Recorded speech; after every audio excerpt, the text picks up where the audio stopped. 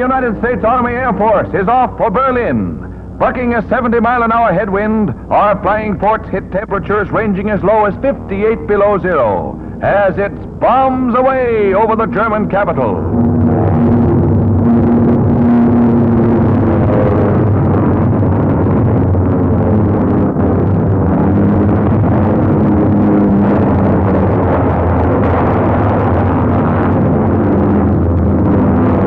One of our motors is shot out as we head for home after this big raid that cost us 14 bombers.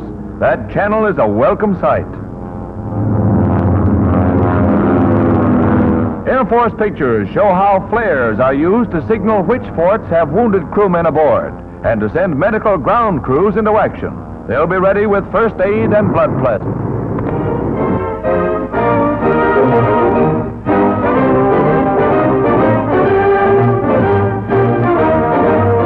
The first American flag to fly over Berlin. Heroes of the 8th Air Force. They tell of their first daylight raid. I'd like to introduce the pilot of the crew on this lead ship, Lieutenant Brown. Brownie? Colonel, I was glad that I was along with him. I don't care about too many of them like that. Fine. Sergeant, you were flying as waist gunner in the Sack Robbers. Well, Colonel, all I got to say is my birthday that day, and it was a hell of a place to celebrate a birthday, but it was well worth it to be the first one to go over to Berlin. Well, boys, how would you like to go over again?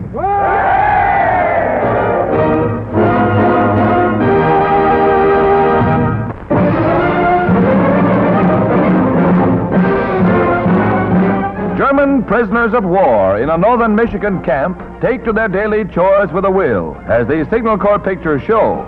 Use of the men for timber work was recently authorized to offset the grave labor shortage.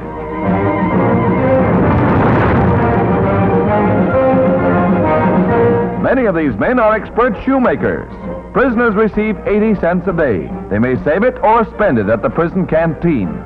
Meals equivalent to those of the Army are served and apparently enjoyed. There is no boredom here. This is imprisonment in humane America.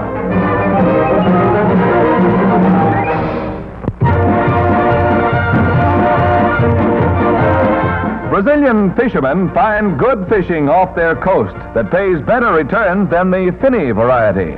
The catch is crude rubber, lost by the German war machine when the U.S. Navy sank 3 blockade runners.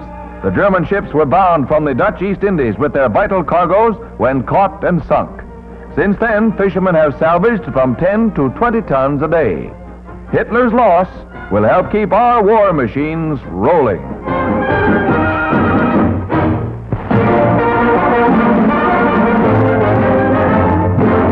At an airport somewhere in the Caribbean, a huge U.S. transport brings in Eleanor Roosevelt. Signal Corps pictures show her stopping off here on one of her many trips. The Caribbean is important in America's defensive pattern, and Mrs. Roosevelt, with General Shedd, reviews the troops that are the bulwark of our far-flung defenses to the south.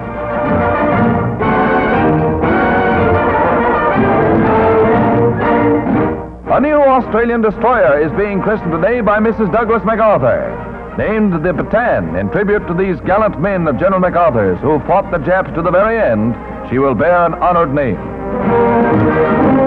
Listen thee, Bataan, and may God bless you. Bataan is the name that this proud ship goes forth to avenge. May she have the honor of sailing victoriously past Bataan itself in our sweep to victory.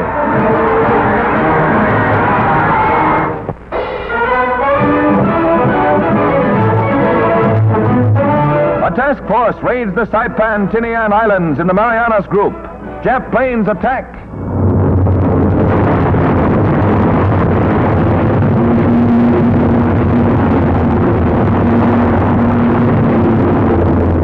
"29 Japs shot from the sky."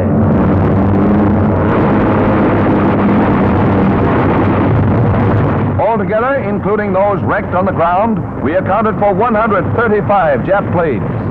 In addition, 2 enemy cargo ships were sunk and 9 others damaged. We lost only 6 planes. Not one of our ships was sunk. These are official Navy pictures.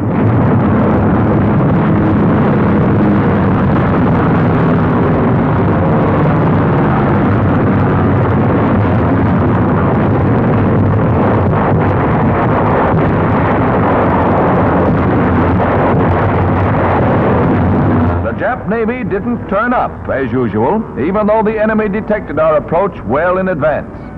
Navy Secretary Knox said this raid in the one on Truk proved our mastery of the Pacific.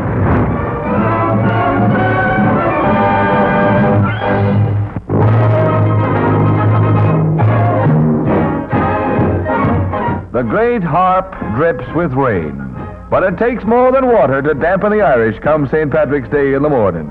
48,000 faithful strut up New York's Fifth Avenue. The wee ones were there, too.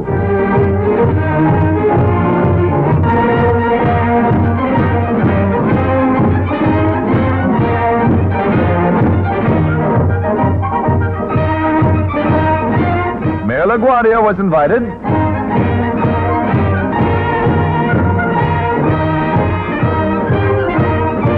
There may be water in those boots, but watch that strut. She can practically play Molly O with that baton.